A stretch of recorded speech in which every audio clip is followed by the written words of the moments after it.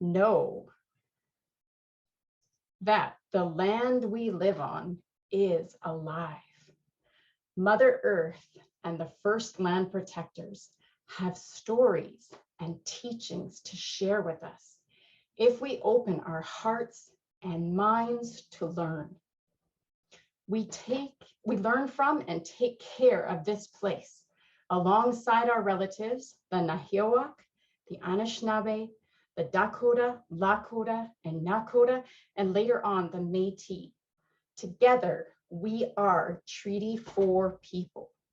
That means that together we are part of a living promise to protect Mother Earth, along with the water and the plants and the flyers and the swimmers and crawlers and each other. We are all part of the story of this land, and the story is not finished. We choose to help heal the land and the broken relationships here so that everyone can learn and grow in harmony with nature and each other for as long as the sun shines and the grass grows and the river flows. Leah, would you mind sharing where different people are coming from? Sure. We have a couple of people from Treaty 6 in Saskatchewan terms, from Prince Albert, Meadow Lake, and Saskatoon. Everyone is from Treaty 6 that's put in the chat. I myself also live on Treaty 4. I'm not as familiar with, are the Dene also part of Treaty 6? I'm not sure. Okay. Thank you for sharing. I'm gonna keep on moving because there are a lot of different slides to get through, and I'm not sure where everybody's coming from in terms of what grade levels or age levels of students you work with. If you want to mention that in the chat as well, that might be helpful. I'm a kindergarten teacher, and I've been teaching kindergarten for the last 10 years at Prairie Sky School. And prior to that, I was homeschooling my own children. So my focus is definitely on the early years, but I'm hoping that there might be some things of value for people who are working with older students as well. So learning outside can happen anywhere, anytime. It could involve something as simple as a little investigation of bugs in the schoolyard, or taking your regular reading time outside, maybe into the outdoor classroom or to the park. It could involve exploring the neighborhood, like visiting your parks, local parks or gardens. Maybe having each student adopt a tree for the year and making that a special place to go and visit throughout the seasons. One year, my kindergarten did that, and each kid would climb their tree, and we would do different activities in our tree. Sometimes we would have snack in our tree, or we would play different games from our trees. It's amazing to see the changes throughout the seasons. Growing a garden, I can't recommend this highly enough. I just think there's such rich learning that happens in growing a garden. Or maybe for the more adventurous, you are going to go on excursions out of town, maybe to a farm or a beach or a forest or a provincial park. It doesn't have to be a huge investment of time, materials, or energy. I'm so glad that Leah mentioned the lending library from Sask Outdoors, because that's an incredible resource for even things like camping equipment and stuff like that. So I think it's wonderful that people know about these things. Younger classes might enjoy something as simple as just a daily nature walk every day, while older classes might be able to handle something more ambitious, like going on an epic camping trip or canoe trip or something like that. Whether you're looking to just add 15 minutes of outdoor learning to your day, or maybe you want to add a morning of journey learning each week, or you're interested in running a full-on forest school. Just found out that a friend is going to start doing that. That's awesome. Or another kind of full-on land-based learning program. I'm hoping that I can offer you some simple tricks and tips to help you feel more prepared and confident in getting your kids outside and connecting with nature. If you signed up for this workshop, you probably are already aware of the benefits, but I'm just going to list them really quick, some of them really quickly, in case you have like administrators or parents who are kind of saying, what are they doing outside? They're just playing and they don't really see the benefits. So this is just a really quick list of a whole bunch of benefits. Like kids learn valuable social skills. There's healthy risk-taking, problem solving, better communication skills, better academic performance, less behavioral challenges. It supports students with diverse learning styles. They often have better focus upon returning to the indoor classroom after they've spent time out in nature. Connection with nature and the real world. Better sleep patterns. It also boosts confidence and self-esteem and independence, and helps them develop their proprioception, which is how the body moves and a sense of where the body is in space, which I think more and more kids are really deficient in. Now, I think as we come through year 2 of the pandemic, so many kids have been cooped up inside with way too much time in front of a screen and not enough time moving their bodies and testing boundaries. And so I think this is a wonderful way to rebuild that. So you know a little bit about me now. I would like to invite you to share a little bit more about yourselves. And so I have set up a little menti.com interactive little device for us here. So if you're able to, either on your computer or your phone, log into www.menti.com and then enter the code 54792042. And I hope you'll be able to answer this question. What are some of your favorite memories outside as a child?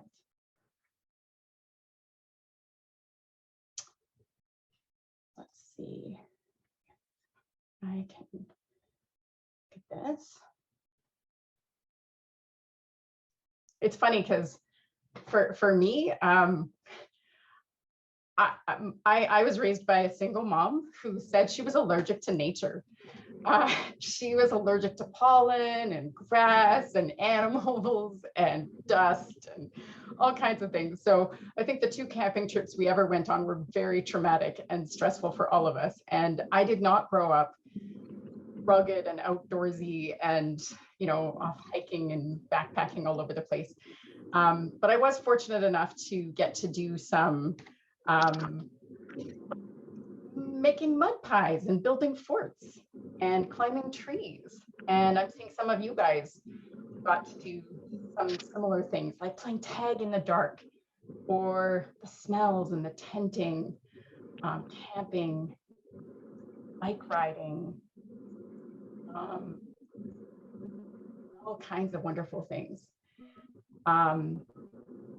And so it doesn't take some kind of nature nut expert teacher or parent to help you connect with nature. I think children appreciate getting to dig in the soil, the dirt, or the sand, making sand castles, climbing trees, tenting, being in the mud, sand, snowshoeing, just observing and noticing. I don't want to rush anybody. I just want to make sure everybody had a chance to contribute. Looks like our answers are slowing down.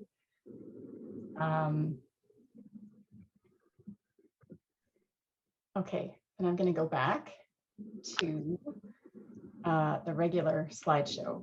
But anyway, I think it's encouraging and inspiring to see some of those wonderful things. It doesn't take lots of technology or gear or training. or expertise to be able to enjoy all of those wonderful opportunities. At Prairie Sky, we are notorious for quoting this Scandinavian proverb, that there's no such thing as bad weather, only inappropriate attire. And so remember to dress for success. And so I wanted to include some pictures of kids dressed. These are some of my students dressed for wet, rainy weather that could be spring or fall, hot, sunny weather where they're needing, good sun protection, or cold winter weather where we're staying really active and moving and we're very bundled up. And then on this page, I've provided a list. This is our outerwear supply list that we ask families to try to provide. And it might seem a bit daunting at first. My next slide is going to be all about accessibility and how you can get all this kind of gear for maybe next to nothing.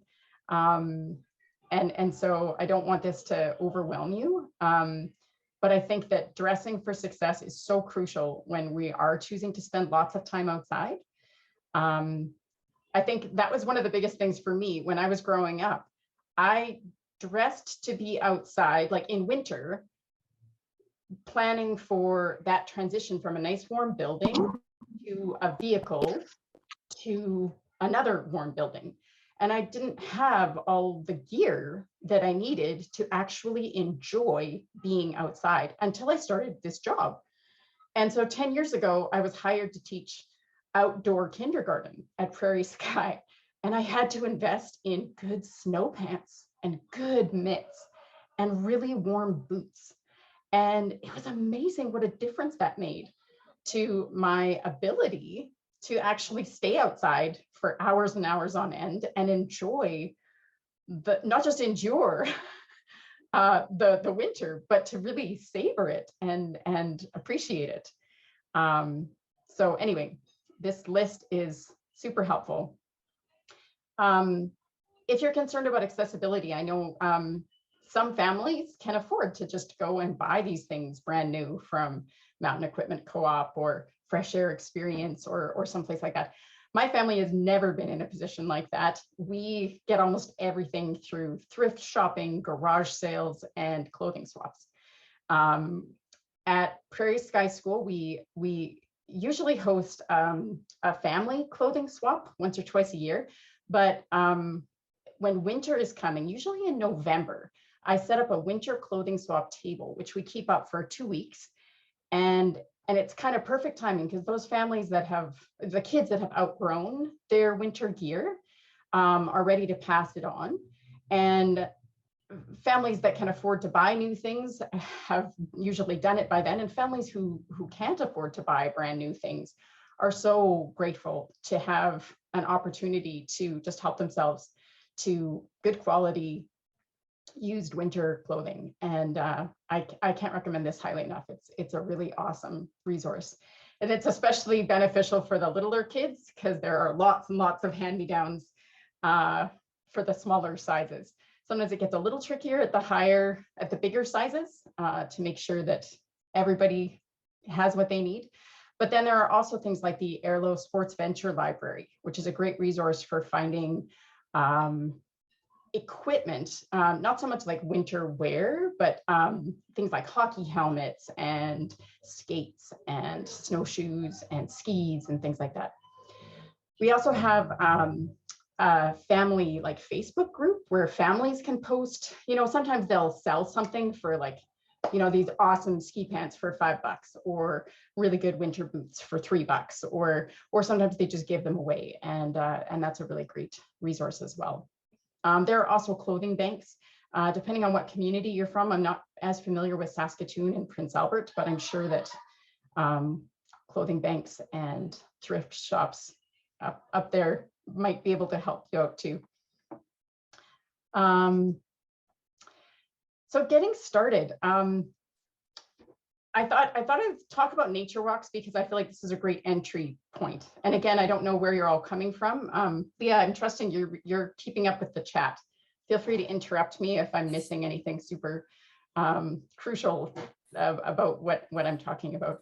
There isn't, but I can tell you we've got a grade 3 teacher, a first year kindergarten teacher, pre-K, grade 3-4.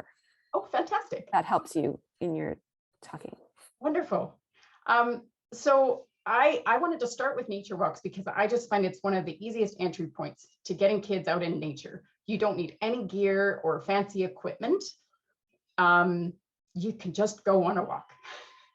And it could just be around the block. It could be around the neighborhood. It's up to you, depending on how much time and energy you're willing to invest in it.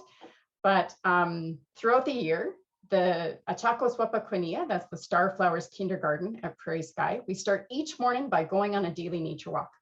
Sometimes it takes us from the school to wherever it is we're planning on going that day. Maybe it's the community garden, or maybe it's a museum or an art gallery. The students can visit and chat while we walk. Anything can happen. Other times we savor the journey and really enjoy special little challenges or invitations along the way.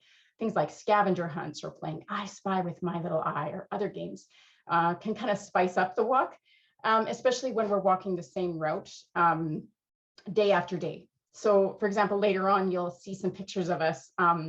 We built the houses of the 3 little pigs in a place that we call the Enchanted Forest.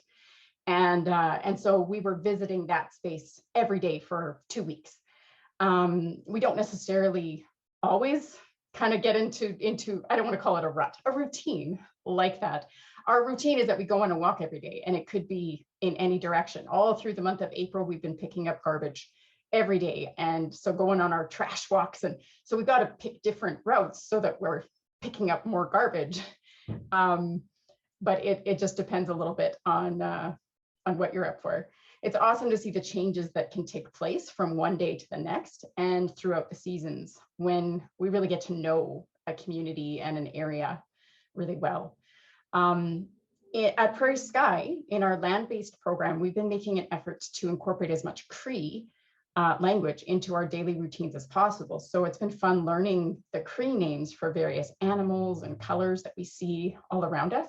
And we have lots of different Cree songs that we sing out on our daily nature walks. So we'll be singing like, we're walking in the forest, walking in the forest.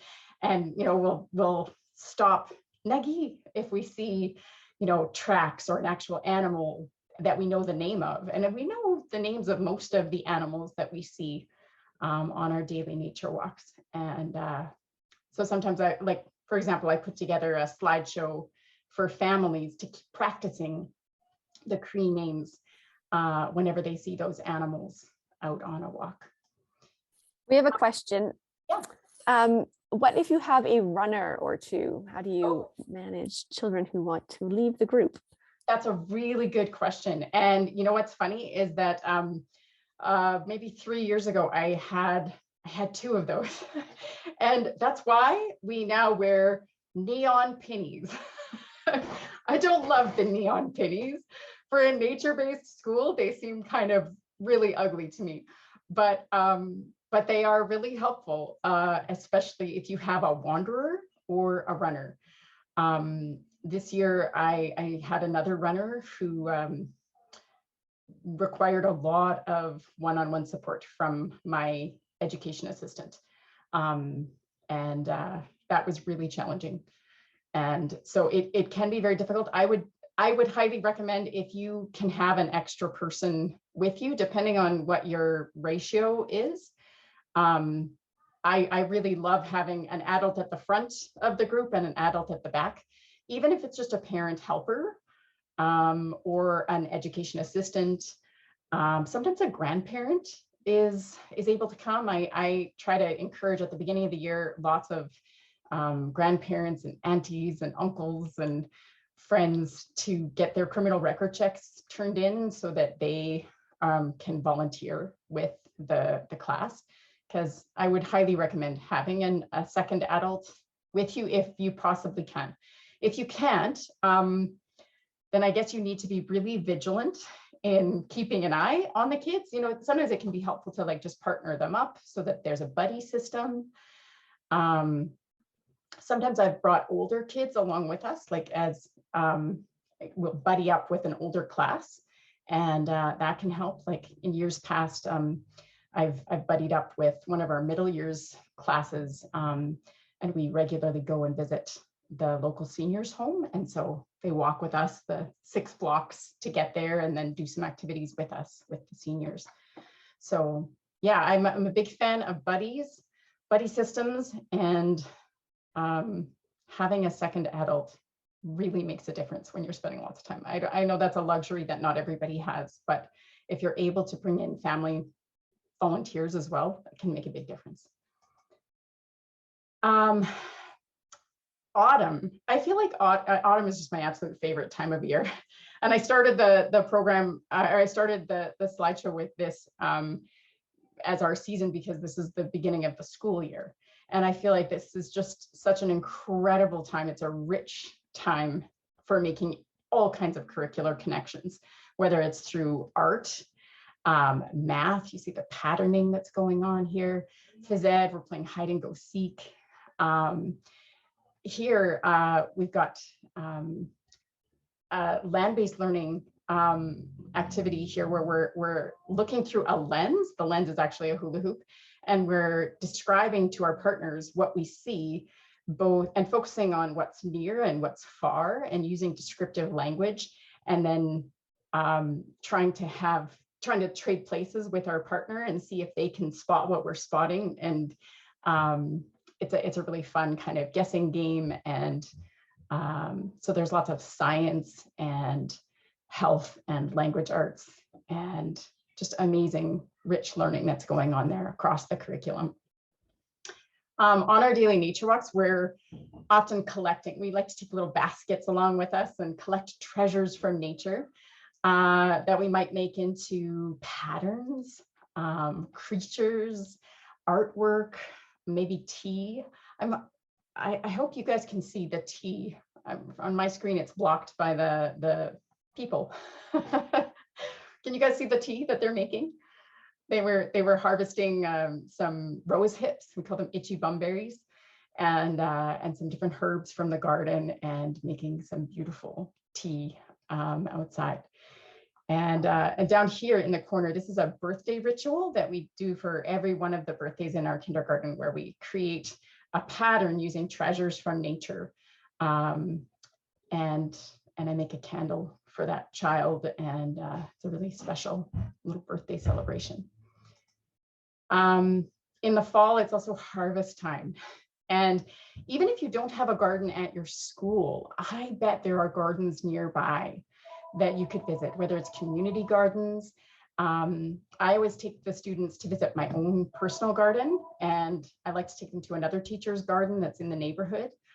I take them on an apple picking field trip, and we make all kinds of things with apples. Here we harvested from the garden, we planted a pizza garden.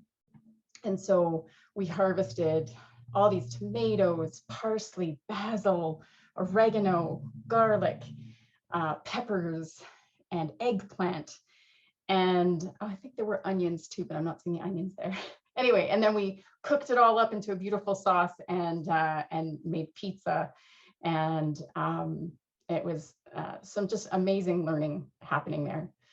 I think it's so important for kids to learn the stories of their food and where food comes from. And gardening is just such an incredible way to do that, using all their senses. We also always have a Three Sisters garden at Prairie Sky. We have a pollinator garden, a Three Sisters garden, a strawberry garden, a vegetable and herb garden. And this year we're actually starting a food forest as well. And it's going to be more of a permaculture garden. But the Three Sisters, if you're not familiar with this form of companion planting, it actually comes from the eastern part of Turtle Island, from the Six Nations around there. But I'm most familiar with the Haudenosaunee stories around planting these three plants together.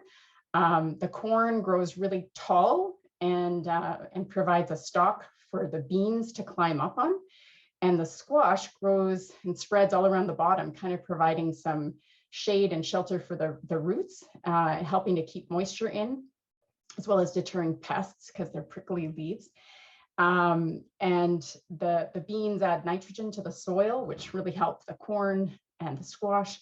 And they just grow so symbiotically and beautifully together. There's just such rich learning to be had, both in the planting, which is more of a spring activity, and in the harvest time, which is usually in late September, sometimes even into early October. And so then again, we're getting to taste these amazing foods, but also making art using the corn husks, making corn husk dolls and things like that. And so even though this isn't a traditional method of gardening from this part of Turtle Island, they grow so well here. I would highly recommend it, and just amazing stories to go with it as well.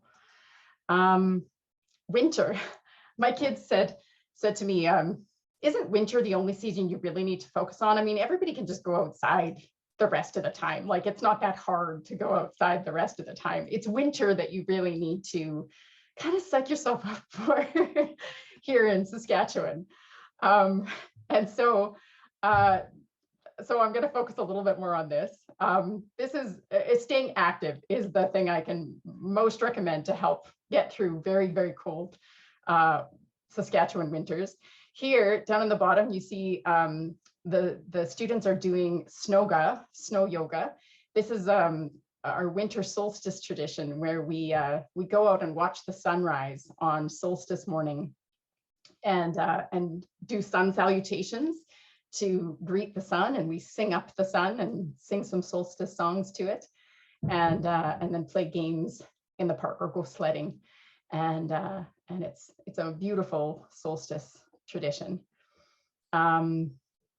Here we're also making patterns. We call this an ice gallery or an ice garden, where we're using food scraps and things to make colored ice and beautiful ice art and patterns with that. Staying warm. Dress for success, keep moving, find those sweet spots that are kind of out of the wind. For us, that might mean the Black Forest, which is, a block and a half away from the school, or sledding at the ravine, where we're kind of out of the wind because it's down low. It's sort of a drainage ditch, or maybe building a tree fort. Or sometimes, I thought it was interesting when Shannon made a poster for this event, she said that we go outside in all kinds of weather except when it's -40. And actually we do go out when it's -40.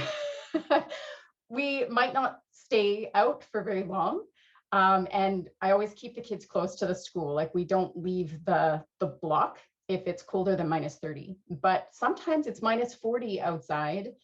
But if you're out of the wind, it's really not that bad. And so if you can find that sweet spot, and so maybe we'll have our morning circle time around the fire pit, or in the teepee, and we'll have a warm-up spot. So when we're playing running games in the parking lot, or on the little snow mountain that's in the back alley, kids that get cold can come in and warm up. And if they're bundled up really well, then even on a -40 day, we might last outside for an hour. Maybe it's only 20 minutes. It depends. If the wind is really bad and you can't get out of the wind, it might be 5 minutes. But yeah, so there are so many amazing things to do in winter. This is another part of our solstice tradition. We make a great big labyrinth for the community to walk. That's shaped like a spiral, and lighted up with lanterns with the community to celebrate the solstice. There are always little snow hills nearby, usually beside parking lots. We love tunneling into them and building sculptures and snow forts and wolves' dens and dragons' lairs and all kinds of things like that.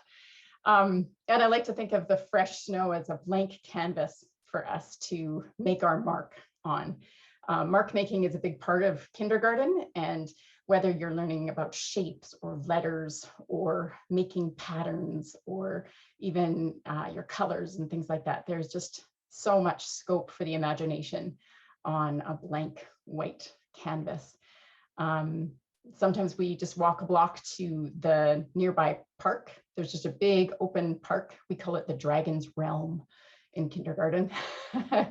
And we can play wide games and things like that. Again, keeping moving is really, really crucial when it's pretty chilly outside. One of our favorite things to do in the winter on our snow walk, on our nature walks, is looking for Kona Kanepik. Everyone is familiar with seeing extension cords just flying around, sometimes blocking the path, or sometimes they end up accidentally out on the road. And I don't know if you're familiar with calling them snow snakes, but the kinders love looking for them, and we even track how many we see of different colors. And there's this injured one that we don't touch. We stay away from the injured one. That's been a lot of fun through the winter when it's really cold out. One of my favorite things that we do most winters, it sort of depends a bit on the weather, when the snow is just perfect and starts to form these kind of like ice boulders. It's perfect for building snow forts, and the kids they start doing this on their own, and then before we realize it, it's like, oh, they're building a house of bricks out of these bricks of snow. And sometimes we'll add colored bricks. This year we didn't end up adding any colored bricks, but we built a house of sticks and a house of grass. And so I just wanted to share a little video clip.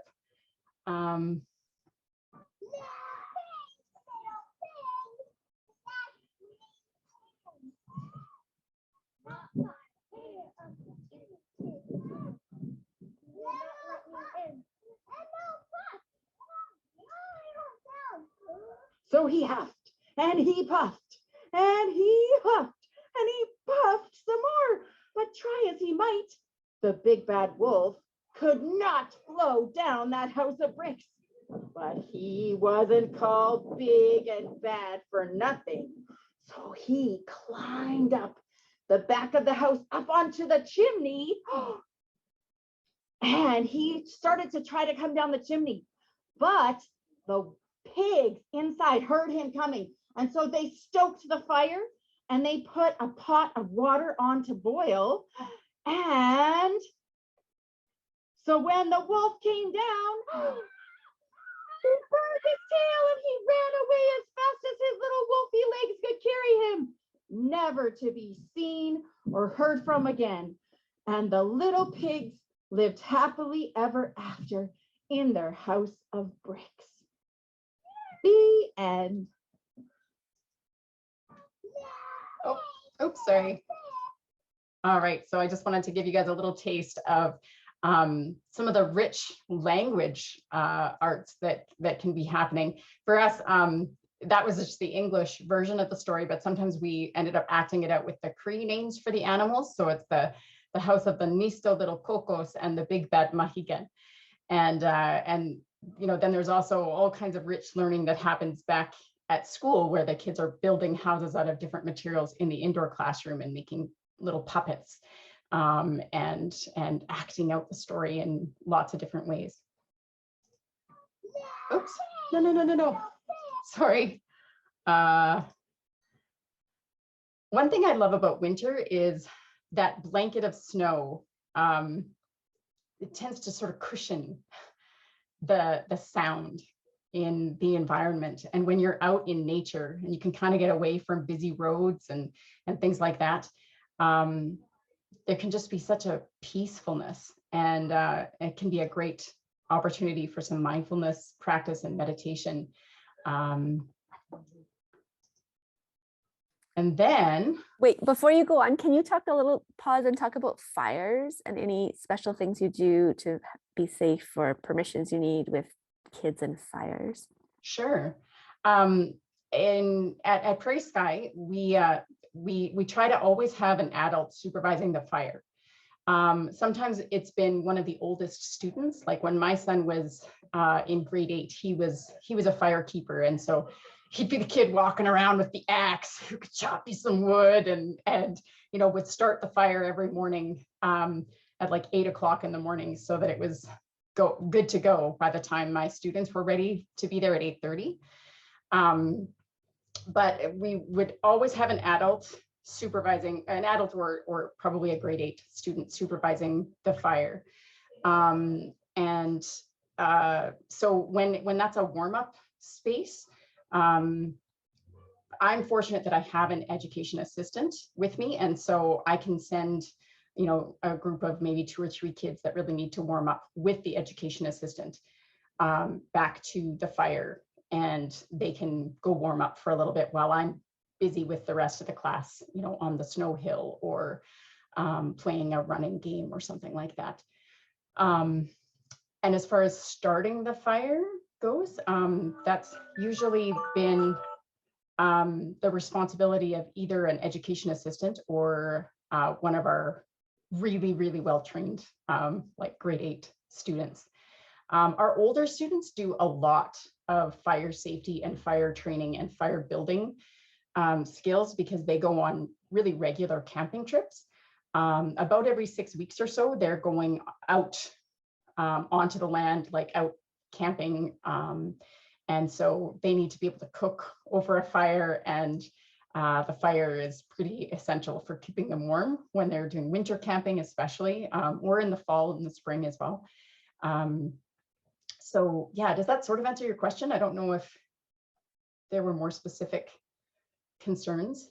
With the little guys, I always insist that the little kids don't put anything in the fire.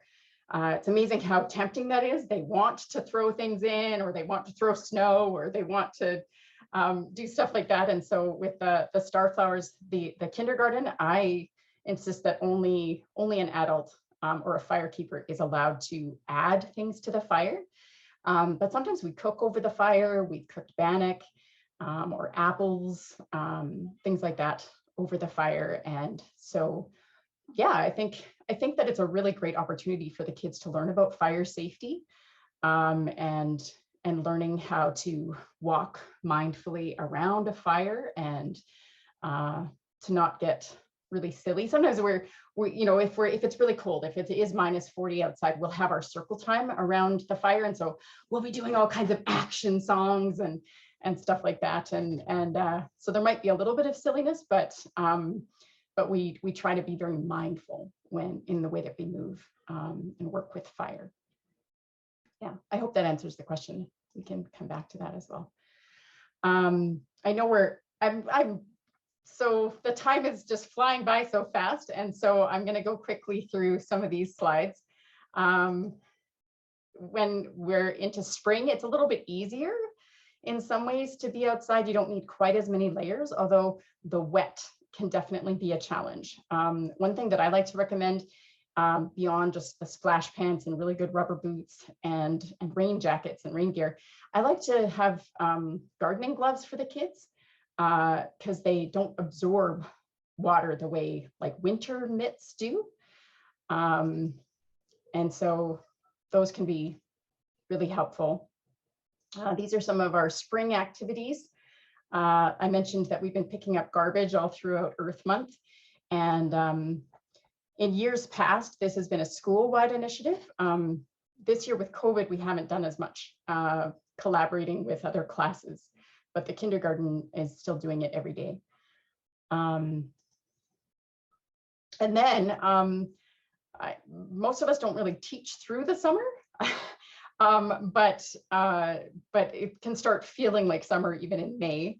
And so this is when we would turn lots of our focus onto the garden and bugs and little critters and things like that. And so I see this as a wonderful opportunity to get out and meet our neighbors. Gardening is a huge focus in our program.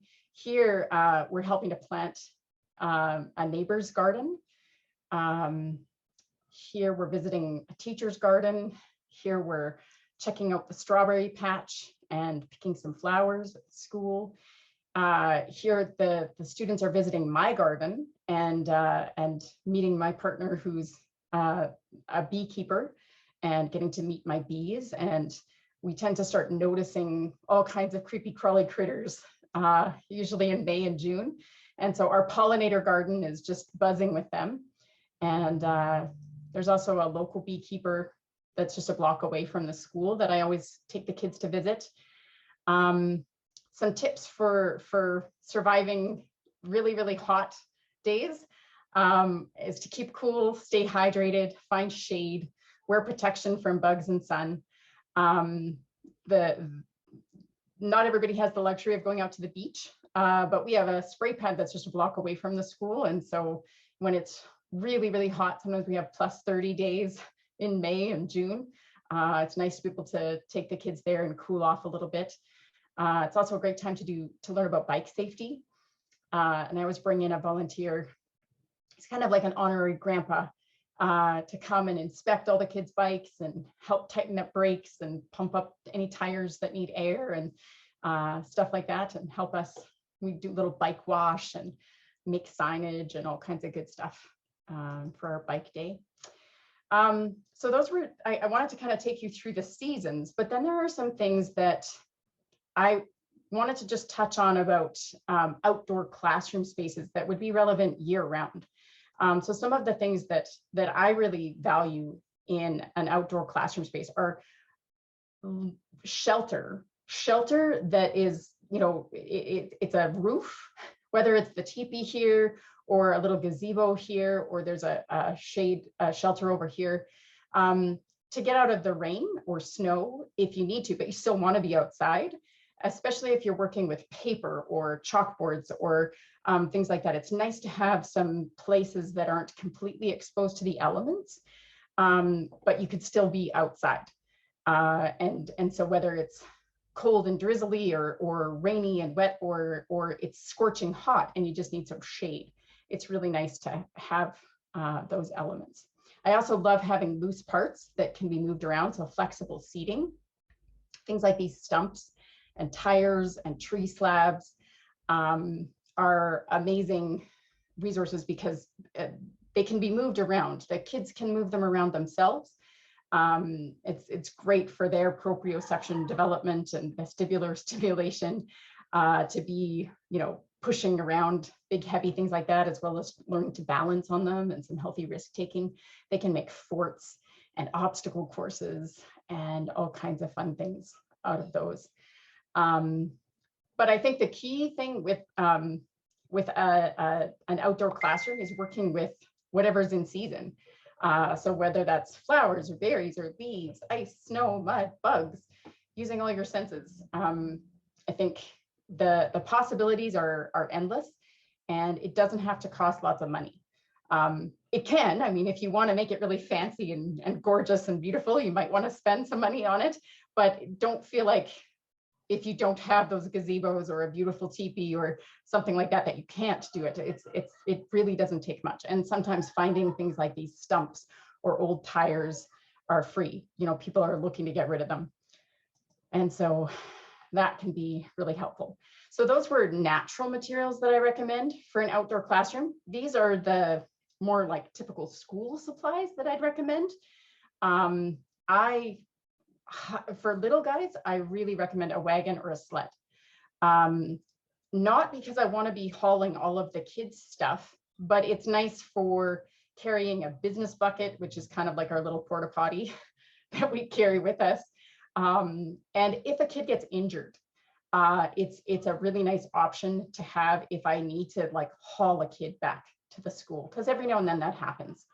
You know, maybe somebody slipped through the ice of a deeper puddle than they realized, and so their boots filled up with icy slush, and they're just absolutely miserable and not able to walk it off, and so they might need a ride back to the school to go get some fresh, clean socks and some spare boots or something like that.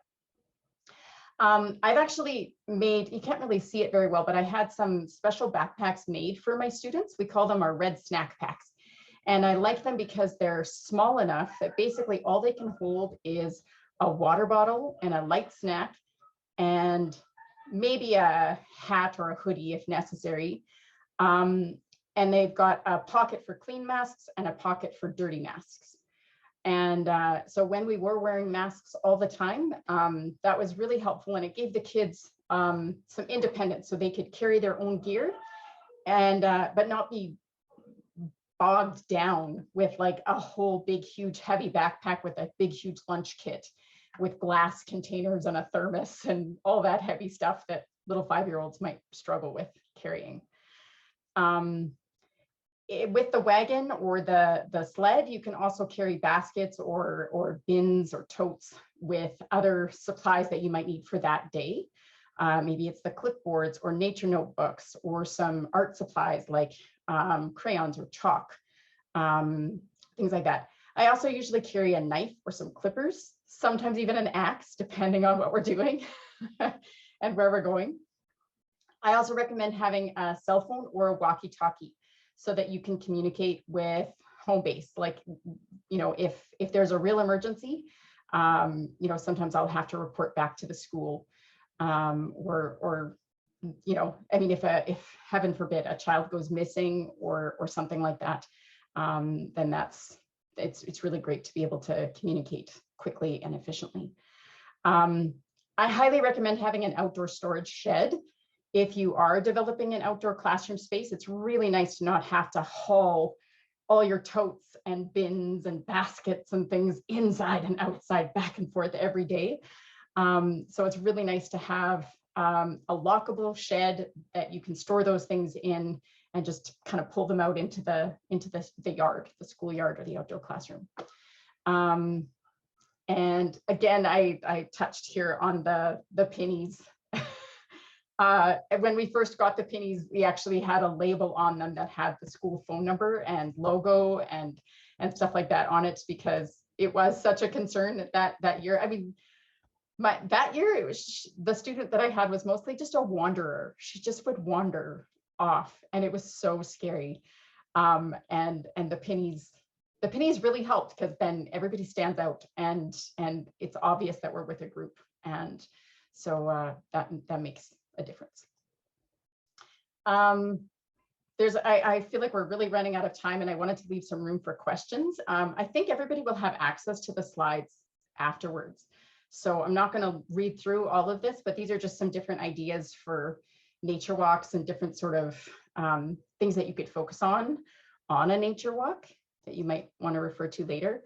For those of you working with older students, some of the things that our older kids have done are like biking. They bike all over the city. In kindergarten, my little guys, mostly I'm working up towards being able to bike around the block. And lots of them aren't quite ready for that yet. But the older students do a lot of bike safety, basically starting about grade 4 and up. At Prairie Sky, the students will go biking to a lot of field trips. And the oldest students, like our middle year students, can handle pretty epic, like canoe trips and camping trips. They might be learning things like archery and canoeing and camping, fishing, hunting. Fire safety is a huge part. Wilderness first aid. And they might be able to explore the city on bike, you know, going all over the place, you know, to art galleries and museums and libraries and the university, stuff like that. So, okay, let's go back to our Mentimeter. And I would like to hear from you. What are some of the biggest challenges preventing you from taking kids out in nature? And some of you might be seasoned experts, and really there's nothing preventing you from doing it. You're already doing lots. Some of you might be brand new to this, and I would love to hear what your experience is. When I use that code and link, I get the same question. Do you have to update it? Hang on. Sorry, I'm just switching to the next slide, and you should be on the next slide now. Does that try again? Sorry. So the code, I can read it out loud, is 5479242. Okay. Yes, that's a new question now. Sorry about that.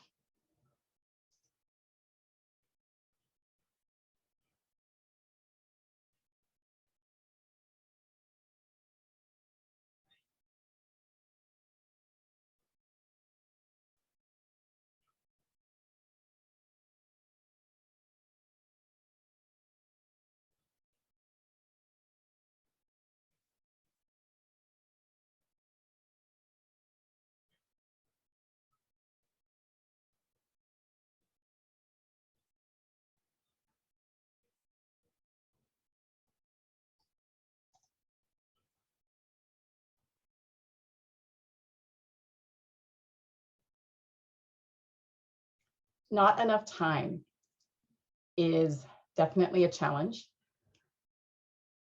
Cold, for sure.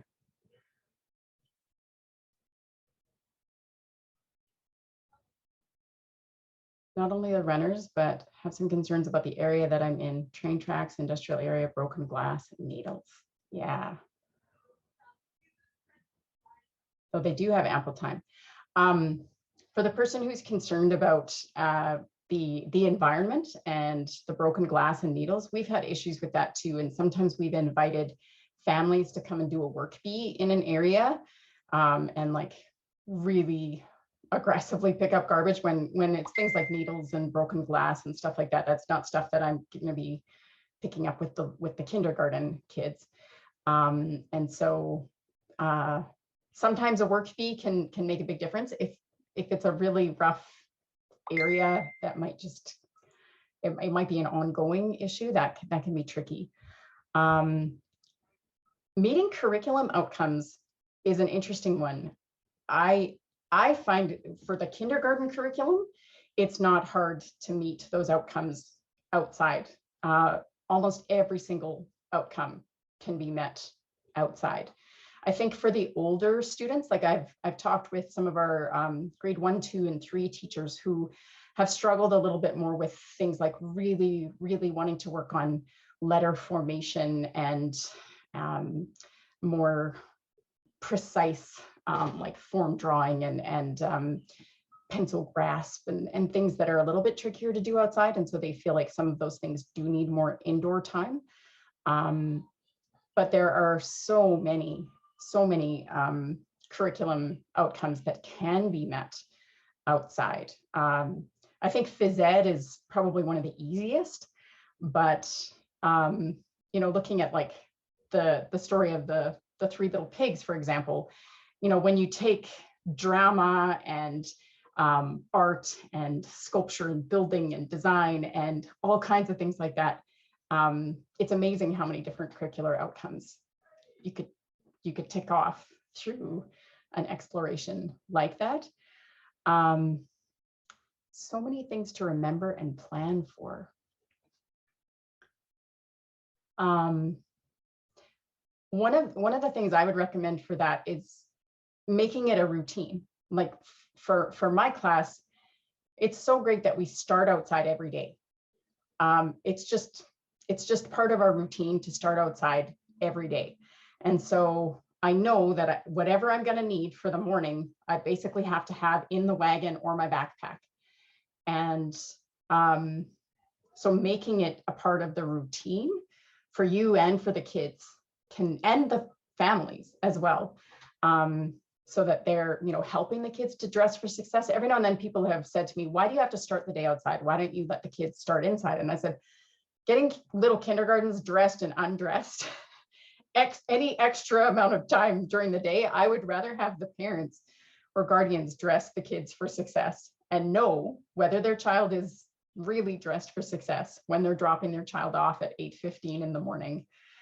Then find that out later on in the day when we're going outside and maybe somebody's not so prepared. Yeah.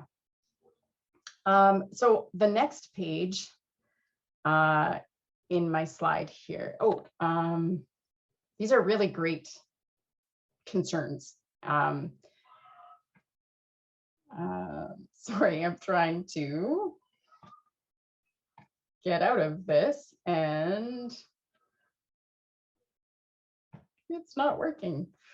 I'm going to stop my share for just a second. Sorry. And